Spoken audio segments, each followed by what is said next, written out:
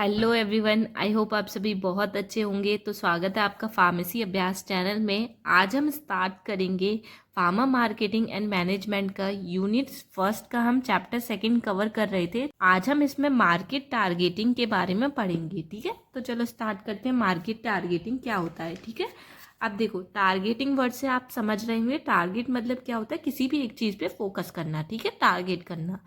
तो देखो इसमें क्या होता है, ये देखते हैं। Market targeting in pharmaceutical marketing is a process of selecting specific group of customer, patient, doctor, hospital, pharmacy to promote and medicine effectively. Market targeting क्या होता है?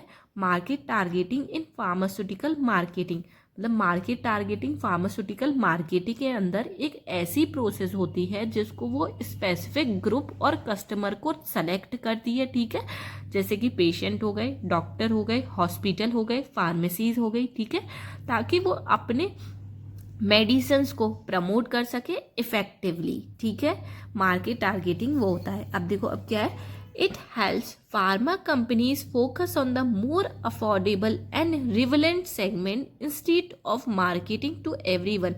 इससे क्या होती है, फार्मा कंपनीज को मदद मिलती है कि वो फोकस कर सके एक ही टाइप के मतलब प्रोडक्ट को बनाने में। ठीक है, एक ही टाइप पे फोकस कर सके जिससे उसे बहुत ज़्यादा प्रॉफिट हो। ठीक है, उस रिवलेंट सेगमेंट के अंदर। ठीक है, ना कि वो हर तरफ मार्केटिंग करती रहे अपनी। ठीक है, ना कि उसे हर तरफ मार्केटिंग करने से कोई प्रॉफिट नहीं मिलेगा। अगर वो एक ही टाइप पे फोकस रहेगी तो उससे ज़्यादा प्रॉफिट होगा। ठीक है, अब देखो, अब देखते हैं मार्केट टारगेटिंग क्यों इंपॉर्टेंट होता है। ठीक है, वाई मार्केट टारगेटिंग इंपॉर्टेंट। ठीक है, इसे देखते हैं।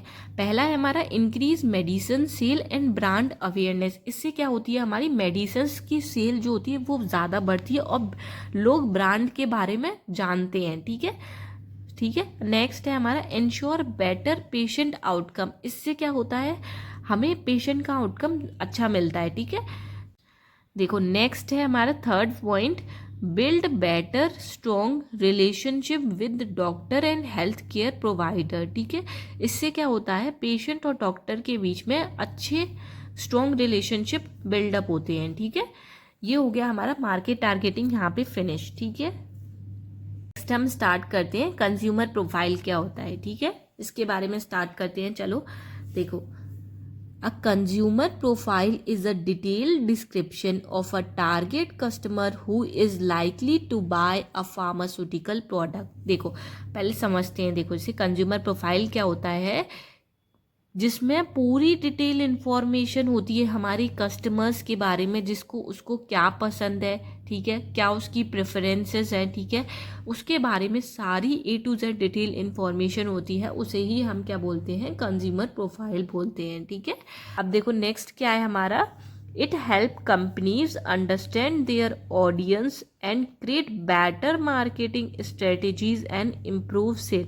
इससे क्या हमें मिलती है, कंपनीज को क्या मदद मिलती है, वो ऑडियंस को जो होती है वो समझ पाती है। अंडरस्टैंड विद ऑडियंस, ऑडियंस को समझ पाती है। ठीक है, और क्रिएट बेटर मार्केटिंग स्ट्रेटेजीज, और बेटर मार्केटिंग स्ट्रेटेजीज अपनाती है ताकि उसकी सेल जो होती है ज़्यादा से ज़्यादा बढ़े। ठीक है, अब देखो अनदर डेफिनेशन है, आपको जो डेफिनेशन इजी लगे आप वो लिख सकते हैं। ठीक है, देखो, a consumer profile is a way to describe a group of people who might a buy a product. Consumer profile क्या होती है, लोगों के बारे में बताती है जो उसके प्रोडक्ट को खरीदना पसंद करेंगे। ठीक है, उसके बारे में उसमें डिटेल इन्फॉर्मेशन होती है। ठीक है, अब देखो, this help company in advertising and marketing. इससे क्या होती है, कंपनीज को एडवर्टाइज करने में और मार्केट करने में मदद मिलती है। ठीक है, अब देखो नेक्स्ट पॉइंट है, bye focusing on a specific type of customer company can sell their product more effectively and make more profit. इससे क्या होती है, अगर कंपनी कोई स्पेसिफिक टाइप ऑफ कस्टमर पे फोकस करती है, मतलब उसी के हिसाब से प्रोडक्ट को बनाती है, तो उसकी प्रोडक्ट की सेल जो होती है ज़्यादा से ज़्यादा होगी, इफेक्टिवली होगी, उसको ज़्यादा से ज़्यादा प्रॉफिट मिलेगा उस कंपनी को। ठीक है, अब देखो नेक्स्ट है, अ consumer profile help business find the right customer for their product. Consumer profile क्या होती है, हमारे बिजनेस में हेल्प करती है और राइट कस्टमर को फाइंड आउट करने में हेल्प करती है ताकि कंपनी राइट प्रोडक्ट बनाए और उसे ज़्यादा से ज़्यादा प्रॉफिट हो। ठीक है, अब नेक्स्ट है हमारा, consumer can be grouped on their preference, lifestyle, age, product, quality, needs and characteristics. Consumer को हम ग्रुप कर सकते हैं किस किस के बेसिस पे, प्रेफरेंस के बेसिस पे कि उसे क्या चाहिए, क्या उसे पसंद है, ठीक है, उसके बेसिस पे हम ग्रुप कर सकते हैं, ठीक है। उसकी लाइफस्टाइल कैसी है, ठीक है, उसके बेसिस पे हम ग्रुप कर सकते हैं। उसकी एज कैसी है, बच्चे हैं, बूढ़े हैं, बड़े हैं, ठीक है, उनके बेसिस पे भी हम कर सकते हैं। प्रोडक्ट के बेसिस पे कर सकते हैं, ठीक है, उस प्रोडक्ट की क्वालिटी के बेसिस पे और उसकी नीड्स के बेसिस पे, ठीक है, इनके बेसिस पे हम इसे प्रोडक्ट को ग्रुप कर सकते हैं, ठीक है। अब देखते हैं इसके की एस्पेक्ट्स क्या है कंज्यूमर प्रोफाइल के, ठीक है, एक एक करके देखते हैं। चलो, पहला है हमारा डेमोग्राफिक। देखो डेमोग्राफिक में क्या आता है, एज में आ जाएगा हमारा मिडिल एज है कि यंग है कि ओल्ड है। उसी के बेसिस पे अगर हम अपने प्रोडक्ट को बनाएंगे, प्रोडक्ट को प्रोवाइड करेंगे तो हमारी क्या होगी, सेल अच्छी होगी, ठीक है। जेंडर, अकॉर्डिंग टू जेंडर हम प्रोडक्ट को लॉन्च कर रहे हैं तो हमारी सेल उतनी ज़्यादा इंक्रीज होगी। मेल है कि फीमेल है या फिर अदर है, ठीक है। लोकेशन में क्या आ जाएगा, अर्बन, रूरल, स्पेसिफिक कंट्री और सिटी, ठीक है। उसी के बेसिस पे हम अपने प्रोडक्ट को एडवर्टाइज करते हैं ताकि लोग हमारे प्रोडक्ट के बारे में जान सके और हमारे प्रोडक्ट को खरीद सकें ज़्यादा से ज़्यादा, ठीक है। अब नेक्स्ट है हमारा income level and affordability of medicines. हमें मार्केट में वही ऐसी मेडिसिन्स वो प्रोवाइड करनी है और इतने अफोर्डेबल प्रोवाइड करनी है, मतलब रीजनेबल प्राइस में, ताकि लोग उसे खरीद सके, ठीक है। हर इंसान उसे खरीद सके। ऐसा नहीं है, ऐसा प्राइस नहीं रख देना है हमें कि क्या कहते हैं कोई खरीद ही ना पाए। हमने प्रोडक्ट तो लॉन्च कर लिया, फिर कोई फ़ायदा नहीं हुआ, ठीक है। नेक्स्ट है हमारा educational level, understanding the medicine and health care. मतलब अपने प्रोडक्ट को उसी तरीके से एडवर्टाइज करना है ताकि लोग समझ सकें जो हमने एडवर्टाइजमेंट की है, ठीक है। जो मतलब हर एक एज ग्रुप का लोग, हर एक जो होता है एजुकेशन लेवल, उसके हिसाब से लोग हमारे प्रोडक्ट के बारे में जान सके, समझ सके और ख़रीद सकें, ठीक है। ये हो गए हमारे डेमोग्राफिक फैक्टर्स। अब देखो नेक्स्ट देखते हैं हम अपना। अब देखो नेक्स्ट सेकंड आता है हमारा साइकोग्राफिक। इसमें क्या क्या आते हैं इनको देख लेते हैं। देखो पहला आता है हमारा लाइफस्टाइल। इसके अंदर आता है हमारा एक्टिव, सेडेंटरी, हेल्थ कॉन्शियस, ठीक है। एक्टिव है कि नहीं वो पर्सन, इन चीज़ों को भी आपको ध्यान देना है, ठीक है, कि एक्टिव है, उसकी सेडेंटरी लाइफस्टाइल क्या है, मतलब वो साफ सफाई पे ध्यान देता है कि नहीं देता, हेल्थ कॉन्शियस है कि नहीं, अपनी हेल्थ के अवेयर है कि नहीं हेल्थ के ऊपर, ठीक है।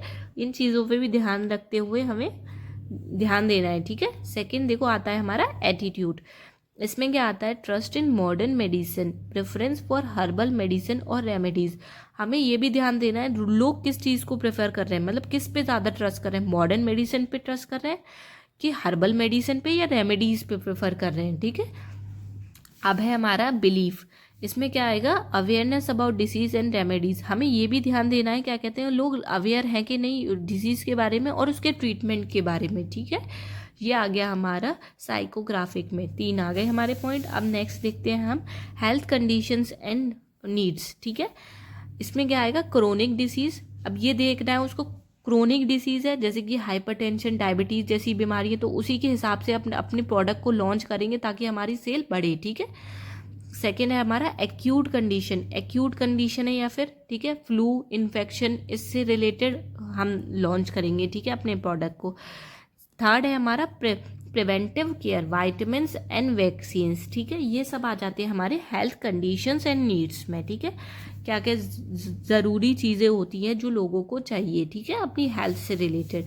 अब नेक्स्ट है हमारा बाइंग बिहेवियर। लोगों का कैसा बिहेवियर होता है किसी भी प्रोडक्ट को खरीदने से पहले, ठीक है। डू दे प्रेफर ब्रांडेड और जेनेरिक ड्रग। हमें ये भी ध्यान देना है क्या कहते हैं वो ब्रांडेड ड्रग को प्रेफर कर रहे हैं या फिर जेनेरिक ड्रग को, ठीक है। Do they buy over the counter और प्रिस्क्राइब मेडिसिन। या तो वो डायरेक्ट जाके ले रहे हैं, कोई भी चीज़ खरीद रहे हैं, या फिर वो प्रिस्क्राइब मेडिसिन मतलब डॉक्टर ने उसे लिखी है तब जाके खरीद रहे हैं, ठीक है। Where do they buy from pharmacies, online और हॉस्पिटल। ये भी ध्यान देना है कि हमें वो कहाँ से खरीद रहे हैं, फार्मेसी से ले रहे हैं कि ऑनलाइन परचेज कर रहे हैं या फिर किसी हॉस्पिटल से परचेज कर रहे हैं, ठीक है। अब नेक्स्ट फैक्टर आता है हमारा इन्फ्लुएंसिंग फैक्टर। इसमें क्या आ जाएगा, डॉक्टर प्रिस्क्रिप्शन को ज़्यादा प्रेफर करते हैं कि फार्मासिस्ट रिकमेंडेशन को वो प्रेफर करते हैं या फिर एडवर्टाइजमेंट एंड प्रमोशन से, ठीक है।